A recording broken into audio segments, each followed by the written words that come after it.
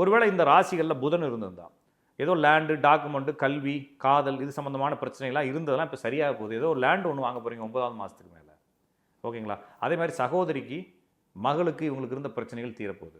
ஏதோ லேண்டு பிரச்சனைகள், வழக்குகள், பூர்வீக சொத்துக்கள் இருந்த வழக்குகள்லாம் சரியாகும். ஒருவேளை இந்த ராசிகளில் சுக்கிரன் இருந்தால் இத்தனை நாள் குடும்பத்தில் இந்த பிரச்சனைகள் நீங்கி இனிமேல் வந்து குடும்பத்தில் நல்ல ஒரு நிலைமையும் வரப்போகுது. ஏதோ ரொம்ப நாள் எதிர்பார்க்கக்கூடிய பணம், செட்டில்மெண்ட்டுன்னு சொல்கிறோம் இல்லைங்களா?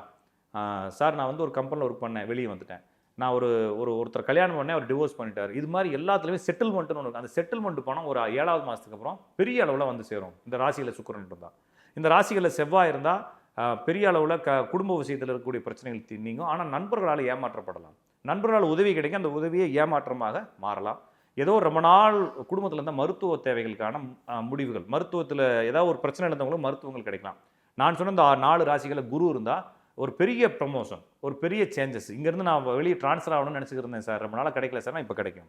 அதே மாதிரி உங்களுக்கு ஒரு நல்ல மதிப்பு கிடைக்கும் சமூகத்தில். இந்த ராசிகளில் சனி இருந்தால் பெரிய அளவில் தொழில் ஆரம்பிக்கிறது, பூர்வீக ஊர்களில் வாழணும்னு நினைக்கிறது, சொந்த ஊரில் இருந்து சொத்துக்கள் வர்றது, இது மாதிரி நிறைய பாசிட்டிவ் நடக்கும். VVD 80 years of legacy in consumer goods.